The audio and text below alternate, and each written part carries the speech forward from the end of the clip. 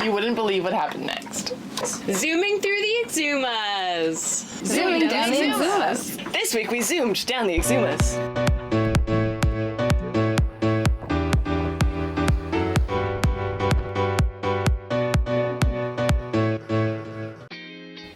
I'm Jocelyn. And I'm Michelle.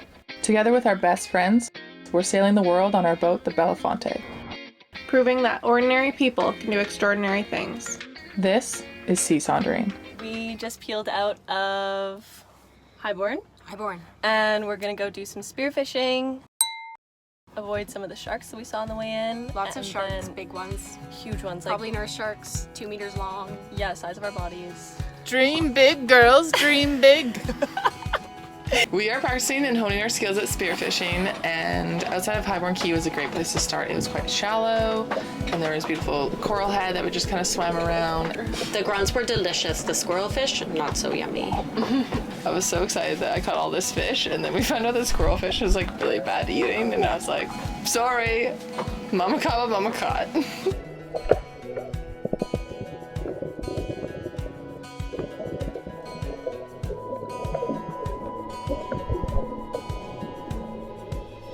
We sailed from Highborn Key to Norman's Key, where we found something very mysterious under the water.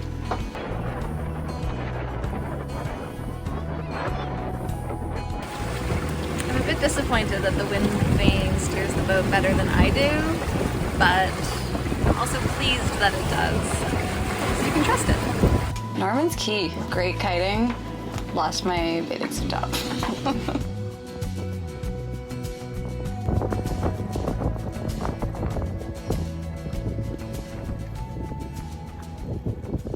We sailed down to Norman's Key, and I always wanted to go there because there's this really crazy plane shipwreck. Allegedly, it's Pablo Escobar's plane. Apparently there's relics of Pablo Escobar's business on all the islands around that area. I don't know what they mean by relics, but I imagine all the drugs have already been found. We pulled into the anchorage, and I didn't think it was gonna be like this, but you can see the ribs of the plane coming up out of the water. It's covered in coral. We don't have a dinghy anchor, so we spent a ridiculous amount of time trying to make one out of a bucket and sand. Eventually, Joss just pulled a boss move and tied a bowline underwater on this piece of metal that was sticking up out of the ground. Not an essential part of the plane.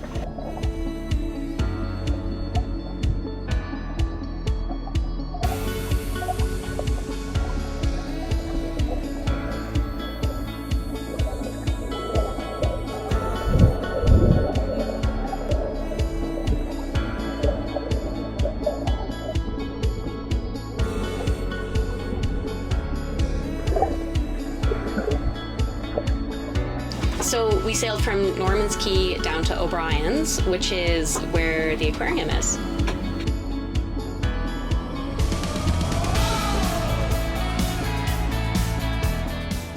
We are going to go see the aquarium.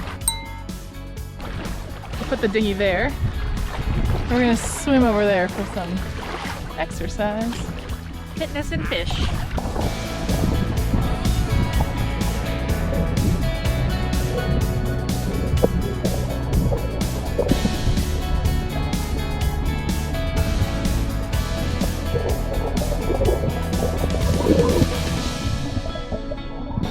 The aquarium was amazing. It was like swimming in an aquarium. It was the most fish I've ever seen. Okay, so last week you may recall I was quite into the birds. I still am, but fish are the new birds, as I've discovered. I've got my fish book. I've got my favorites marked. The yellowtail damselfish. I saw it. Let's hold it up for a quick close-up here. Yeah. What is it? Which one is it? It's this one. Oh, the bottom one. Oh, Yes. That's your favorite? Yes. Cute. I haven't seen the juvenile. The juvenile is my actual favorite, the polka dotted one.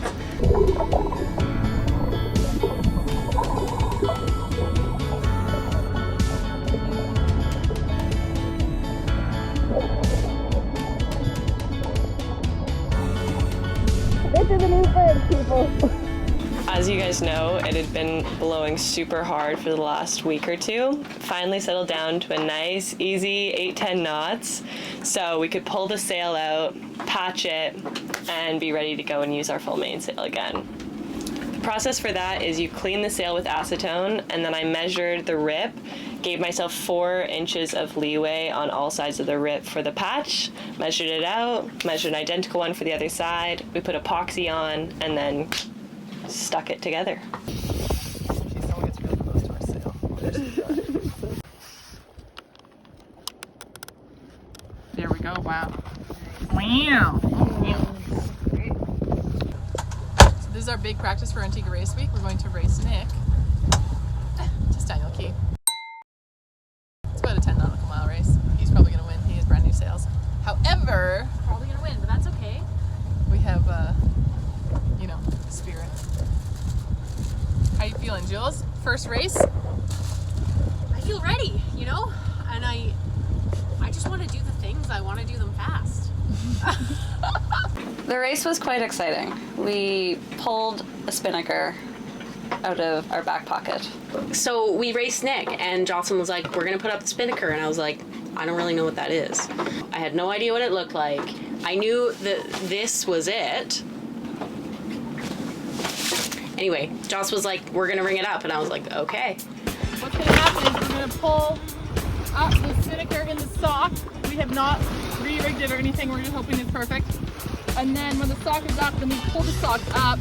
Hopefully the spinnaker pops open. And we've got our lines rigged up here. Leave the lines rigged up. I was very set on raising the spinnaker because I didn't want to lose too badly to Nick, but we had never flown it before on the boat, and we didn't even know if this thing was rigged right or what it was going to look like when it came out of the bag.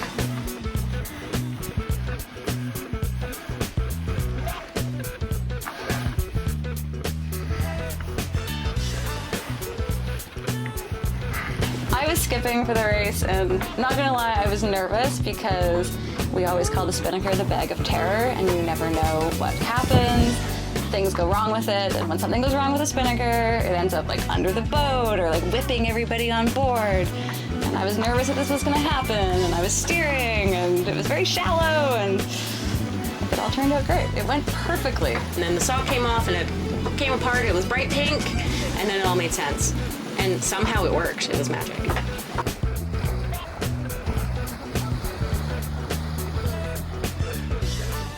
Somehow it worked out. We just pulled up and it worked out, and only one person's bleeding, and that's me.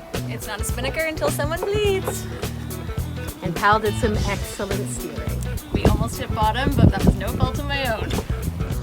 So Nick is still beating us in this race, but it did take us a while to rig up the spin, and this is our first time flying it on this boat.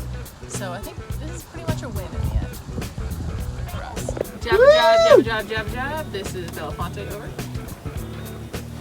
Go ahead, Belafonte. Our finish is 3:51 and 38 seconds. Nick only beat us by 10 minutes in the end, which is pretty crazy, considering me and Julia learned how to fly the spinnaker during the race. And then we celebrated by promptly running aground in front of the very busy Staniel Key mooring field. But Nick also ran aground, which made me feel better. And also, like some sailor guy told me, if you haven't run aground, you haven't been around. We made a new friend called Jamal, and he took us over to swim and pet the sharks. Sharks are there. They're very big. I am gonna swim with them. I'm just not gonna put my fingers near them. I am surprisingly intimidated for a lover of the things.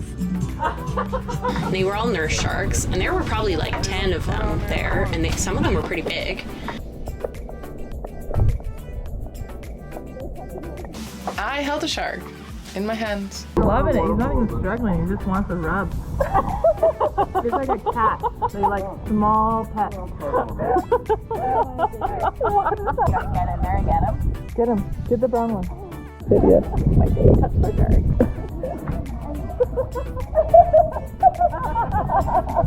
Get it. Get him.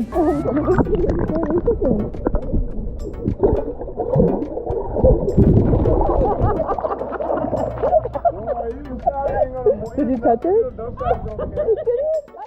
It was amazing. It was the best day. It was the best day ever kind of day. And they're sharks. We learned don't bite, they suck. Hello, we are back at the Thunderball Grotto. We're gonna do a little scuba diving, see some fish. Called Thunderball Grotto because James Bond was filmed here. Ooh. I was wondering why that. Yes, that is I've why. never seen James Bond, and I was just like, I don't understand why this is called Thunderball. Because So this was my second visit to the grotto, and this time it was almost better because we found our favorite hole. The grotto, you have to swim underneath, like if the tide is down, you just swim underneath the rock and there it opens up and there's this huge cave in there. And then there are all these like little holes that you can swim out. You have to swim underwater, under the rock and come back out in the ocean. This was fun.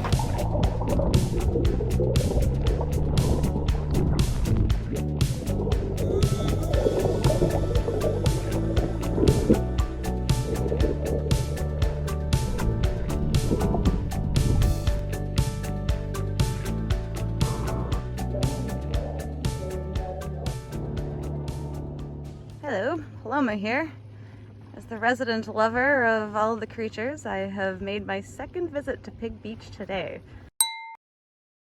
And am meeting the swimming pigs. Hello, my friend. Yes, hello. Well, this just keeps on getting better. We got a mama and a baby here. There you are, little piglet.